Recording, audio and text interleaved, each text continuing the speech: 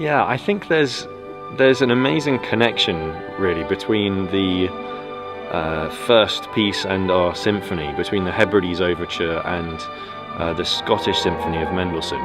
In between the two we have the first piano concerto, which frankly is a bit of a show-off piece for Mendelssohn himself, I think. Extremely difficult, but by all accounts he had a pretty impressive technique, so it was a useful tool to show off his piano playing. But I find it an amazing story that at the age of 20 years old, so when so many of our university students or pre-university students are doing their gap years and so on, that Mendelssohn went off on his tours around Europe. And at the age of 20, he found himself in Scotland.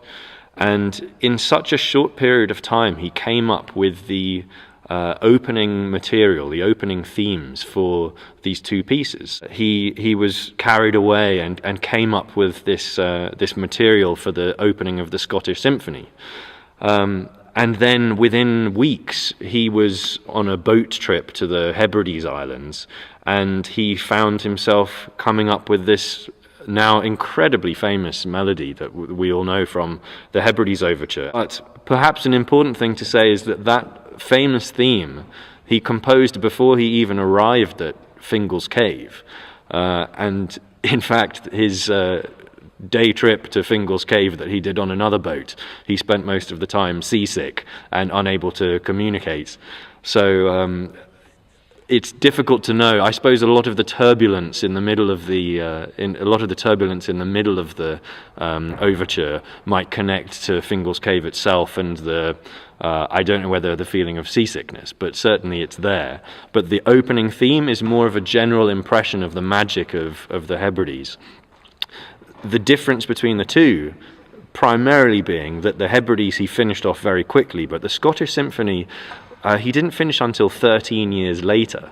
So actually, I think that's one of the reasons why it feels like such a mature work, but also it doesn't feel Scottish all the way through it. You know, a lot of people comment on this, and I suppose if you're writing a piece over that length of time, certain elements of the mistiness of Scotland, which he was trying to think back to, are diluted and perhaps influenced by other things.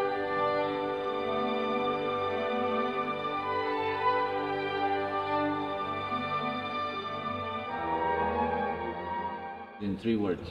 Oh, 3 words. I can't do it in 3 words. It's hard. I love coming here to Granada, and particularly I'm looking forward to conducting this Scottish Symphony, which I've performed many times, but always with much larger orchestras. So I think we'll bring something fresh to my approach with the piece, which is nice. Always good to revisit a work.